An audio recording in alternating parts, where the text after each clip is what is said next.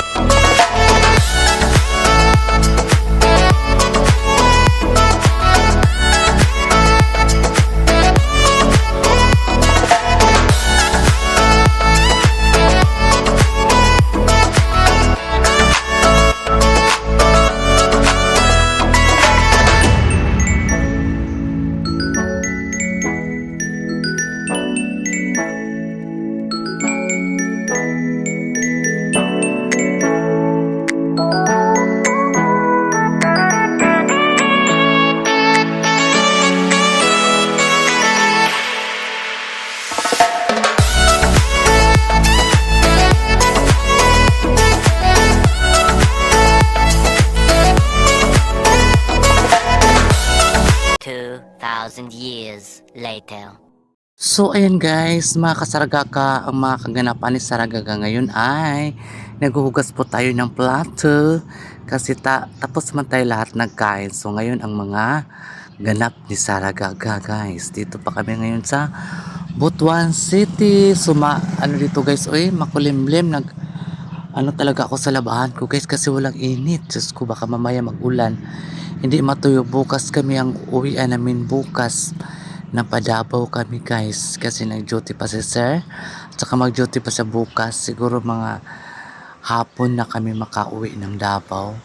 So, kailangan ko talaga maglaba guys para kunti nilang madalang labahan doon sa Davao guys. Diyos ko guys, ganyan lang talaga ang buhay natin. Minsan maglalaba and then maghuhugas ng maraming hugasin. Dito kasi guys, parang ano dito, parang pista. Kasi ang daming hugasan na plato. Yan, lahat nagagamit mga kaldero.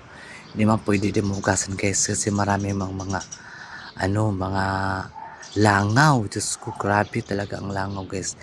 Dili masangsa. Ewan ko ba kung bakit maraming mga langaw dito sa Butuan. Hindi man kami nagprito ng tuyo. Siguro sa panahon no, siguro sa sa ulan, siguro kaya maraming mga langaw no. Siguro lang, 'di ba? So ayan mga kasaragaga, ay hindi pa ako tapos naghugas. Ayusin natin paghugas guys kasi marami siyang may mga mantika yan, ganyan po ang maghugas. Tapos isa-isa, tapos isaparit mo yung malalaking plato, separate mo yung maliliit, separate mo malalaking bowl, maliliit na lagayan ng sauce, lagayan ng sausawan, ayan, mga kutsara, ganyan talaga maghugas guys. 'Di ba? Ayan mga kasaragaga, maraming salamat po sa inyong pagmamahal kay Saragaga. Maraming salamat po sa inyong tulong o pagpapanood man lamang sa aking mga video. Malaki na pong tulong yan sa akin at sa inyong lahat ng mga subscribers ni Saragaga na walang sawang pagsubaybay sa aking mga gawaing araw-araw. Yun po kasi ang ko guys, content about sa house, about sa balay, sa paglilinis, kung paano maglinis, kung paano maglaba, kung paano magwalis, kung paano magbrush ng mga tiles, magbanwas ng mga tiles. Kapon kasi guys, nagbanwas ako ng tiles pagkatapos kong nagugas ng plato. Hindi na lang ako nagfi-film kasi medyo mahaba na, basta nag-ano ko kahapon. Nag-brush ako sa mga tiles kasi maraming mga itim-itim at saka mayroong mga dahon kasi dito sa Camilla guys, more of kahoy sila dito para hindi masyado init ang nila dito weather. Kailangan may kahoy kada bawat bahay. May sila guys, may tinanim silang kahoy na maliliit ang dahon, yung iba malaking dahon. Kaya siyempre malaglag naman yan kasi ang lakas ng hangin dito guys. Alam mo guys, may bagyo kasi ngayon. Kaya makulimlim ang langit. Diyos ko, ang langit guys, nagdilim na naman. Paano na tong labahan ko? Uy, Diyos ko. Layo pa naman dito kung magpa-dryer ka guys. Malayo pa. Maglakad ka pa. Iba nakita nyo naman sa ko. Sa video ko, naglalakad ako, kinuha ko yung dryer. Nagpa-dryer na ako. So, karon magpa-dryer na punta. Again and again. Ganyan lang tayo guys para ang labahan natin ay hindi mabaho. Diyos ko, pag nabaho yung labahan natin guys, Diyos ko, wala na. Again na naman tayo, maglaba na naman tayo ulit pag nabaho ang labahan. Diyos ko, alam ko naman si madam, talaga yan si madam sa mga cleanliness talaga guys. Kasi pagdating namin dito guys, nakakatakot ang bahay. Ang dumi-dumi. Diyos ko, parang bagong lipat kami guys. Parang bago kami lipat lahat. Gilinisan namin lahat yung mga screen sa bintana, gibrasa namin kasi ang daming mga alikabok, lahat ng mga lagayan ng tubig hinugasan namin kasi nagdilaw na. Tapos yung lagayan ng plato hinugasan din namin kasi wala, yun na nga, nagdilaw na rin.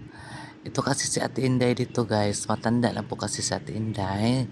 So naunawaan po namin si Ate Inday dahil hindi niya kaya siguro kasi siya lamang dito mag-isa.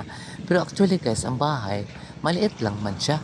Ah, 3 kwarto lang man sa taas and then sa sala sa baba. Konti lang man ang sala sa baba guys, hindi man masyado malaki ang bahay dito na giarkilahan nila sir. Konti lang man. Kaya lang siguro hindi niya maasikaso ang paglilinis pagkatapos na magluto. Hindi na siya maglinis siguro o napagod siya. Kasi yung doon sa lutuan guys, yung gasol, Diyos ko andun, natapon yung nagluto siya ng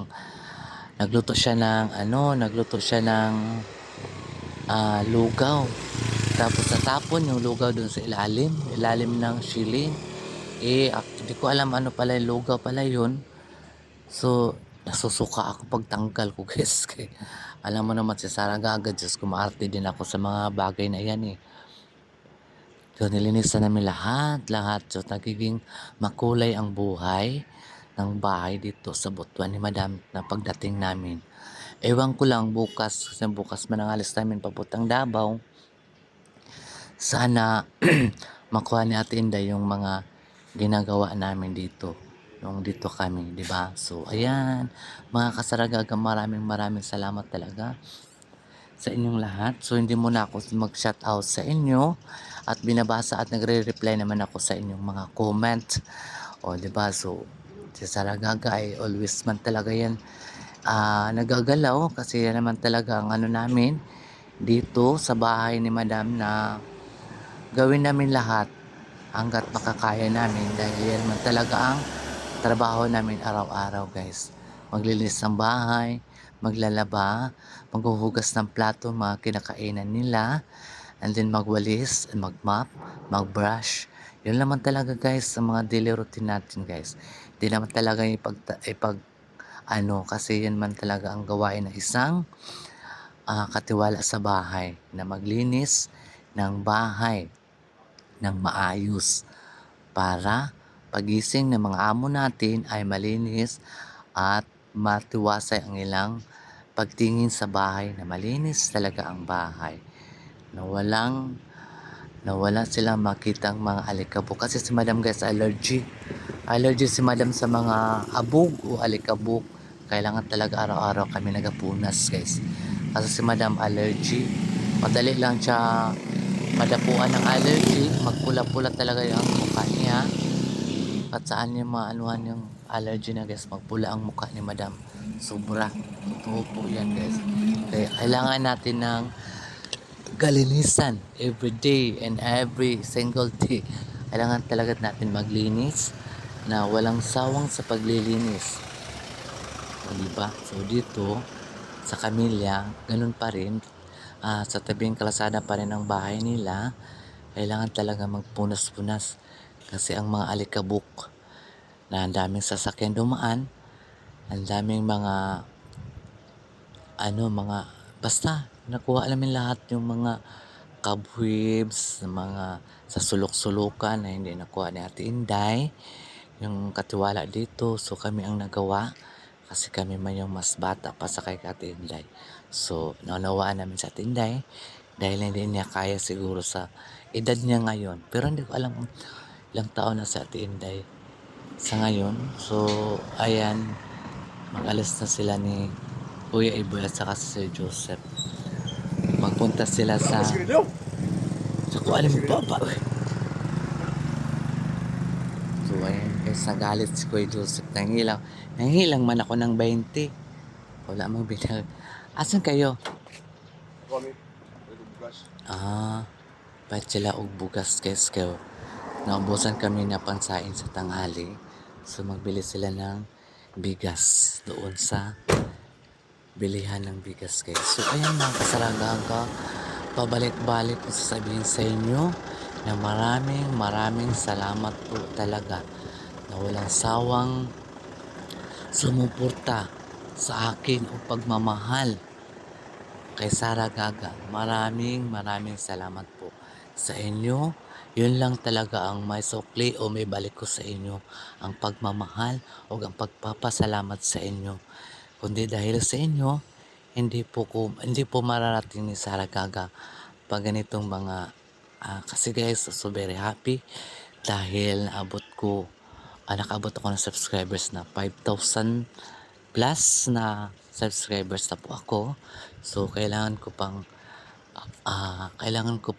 mag-upload ng mga ginagawa ko dito para malalaman nyo po kung ano talaga ang gawaing bahay. Kumbaga step by step kung paano natin gagawin. Katulad na maghuhugas tayo, ibahin mo yung malalaking plato, ibahin yung mga kutsara, baso, hugasan ng maigi kasi mayroon man talaga yung mga sibo-sibo o mga mantika.